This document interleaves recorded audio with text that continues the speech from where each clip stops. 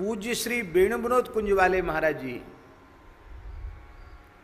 परम पूज्य प्रातः स्मरणीय श्री बालकृष्ण दास जी महाराज, ये नर्मदा किनारे की बात, एक जगह वो गए तो उन्होंने कहा कि हमको यहां सिंह की गंध आ रही है। किसकी गंध आ रही? सिंह की। आपने शेर की गंध देखी है? वैसे नहीं देखी तो चिड़ियाघर में जाके देख लेना।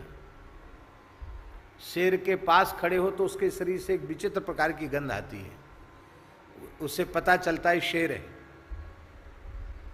शेर के शरीर की गंध आती है। जंगल में तो लोग पहचान जाते हैं शेर की गंध से, हवा आज चली, अरे यहां शेर है, वहां से फिर हट जाते हैं। गंध से पता चल जाता शेर का।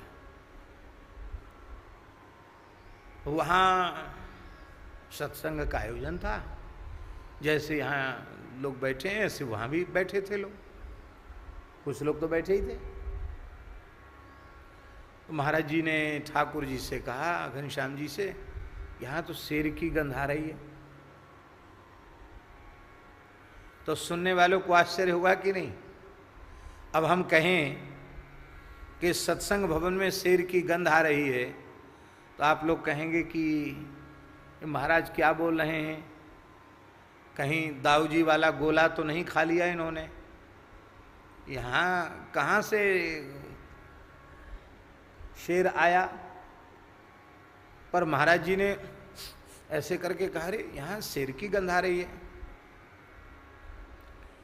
तो पहले ठाकुर जी को स्मृति, ठाकुर जी ने कहा आ तो रही है, ये है देखो तादात में आ तो रही है। तो आश्चर्य है कि नगर के बीच में, गांव के बीच में, मकान में शेर की गंध कैसे आ रही है? तो जानकारी करने पर पता चला कि उस मंडप में एक सिद्ध भगवती दुर्गा के उपासक बैठे थे। तो दुर्गा के उपासक के शरीर से सिंह की गंध आ रही थी। और बाद में पता चला तो ये ज्ञात हो गया कि वो सिंह जो है वो इतने सिद्ध उपासक थे भगवती के कि भगवती ने 2 सिंह उनकी बॉडीगार्ड के रूप में, सुरक्षा के रूप में नियुक्त कर दिए थे। तो अदृश्य भाव से, अलक्षित भाव से 2 सिंह उनके दाएं बाएं रहते थे, उन्हीं की गंध आ रही थी। तो अब देखो तमाम लोग वहां थे, उनको गंध नहीं आई, पर महाराज जी जिस स्तर के महान सिद्ध महापुरुष थे उनको गंध आ गई। बोले ये शेर की गंध आ रही है। अब वो जो उपासक था वो बहुत प्रभावित हुआ कि ये इतने उच्च कोटि के सिद्ध महापुरुष हैं कि इन महापुरुष ने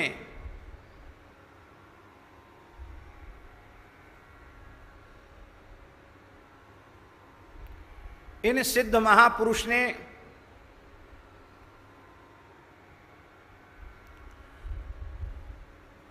हमारी संपूर्ण आध्यात्मिक अवस्था को बिना कहे जान लिया। ये कितने ऊंचे महात्मा हैं। उनकी श्रद्धा बढ़ी तो उन्होंने अत्यधिक आग्रह किया। नर्मदा किनारे कहीं उनका आश्रम था, उन्होंने कहा महाराज जी आपको तो हमारे यहाँ आना ही पड़ेगा, आपको आना आप आइए मेरे यहाँ। महाराज के मन में कुछ ऐसा भाव था कि प्रायः देवी के उपासक उनकी उपासना तामसी भी हो जाती है, बलि आदि भी कर देते हैं, मद्य मांस का भी प्रयोग कर देते हैं। और महाराज जी तो परम वैष्णव थे, इसलिए उनको संकोच था कि कोई वैष्णव हो, रामकृष्ण नारायण का उपासक हो, बुलावे, कोई कीर्तन हो तो जाना ठीक है, और मन उनका जाने का था नहीं और उनका आग्रह बहुत था। आप आइए, कल हम पूरी तैयारी करके रखेंगे। वो ठाकुर जी ने ऐसी लीला करी कि उस दिन इतना जोर पानी बरसा कि कोई कहीं से निकल ही नहीं पाया, तो उनके यहां महाराज नहीं जा सके। किसी ने महाराज को कहा कि महाराज वो तो बड़े उपासक हैं, वो आप वहां नहीं गए, वो नाराज हो जाएंगे। उनके पास भगवती के सिंह रहते हैं। आपने हंसते हुए कहा कि उनके पास भगवती के सिंह रहते हैं, तो हमारे निकट भी श्री कृष्ण का सुदर्शन चक्र रहता है।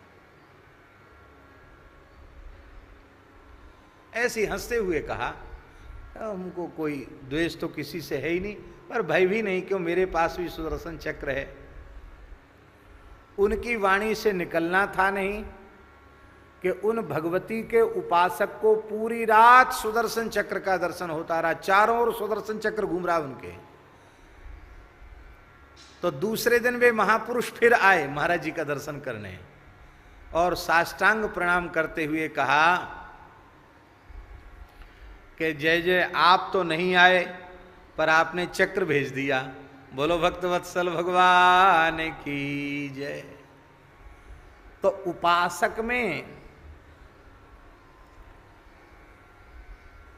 उपास्य के गुण, सेवक में सेव्य के गुण, शिष्य में गुरु के गुण अवतरित हो जाते हैं। दोष अवतरित नहीं होते, पर गुण ही अवतरित होती है, विशेष बात है। और ये महिमा श्रद्धा की है। श्रद्धा की एक ही परिभाषा है, लिख लो, कागज में मत लिखो, अपने हृदय पटल पर लिख लो। श्रद्धेय में दोष दिखे तो श्रद्धा नहीं है।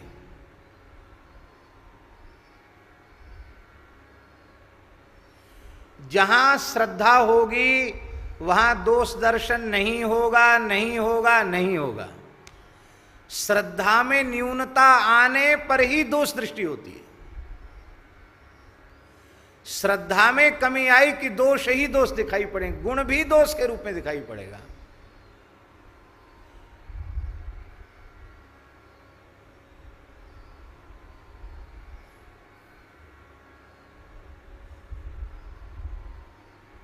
अब आपसे पूछते हैं, कोई बहुत भोला भाला सीधा साधा है, तो ये दोष है कि गुण? क्या है? दोष है, गुण है। क्योंकि निर्मल मन जन सो मोहि पावा, मोहि कपट छल छिद्र न भावा। अब श्रद्धा होगी तो कहेंगे बड़े सरल महापुरुष हैं, अरे वो तो साक्षात भोले भंडारी हैं।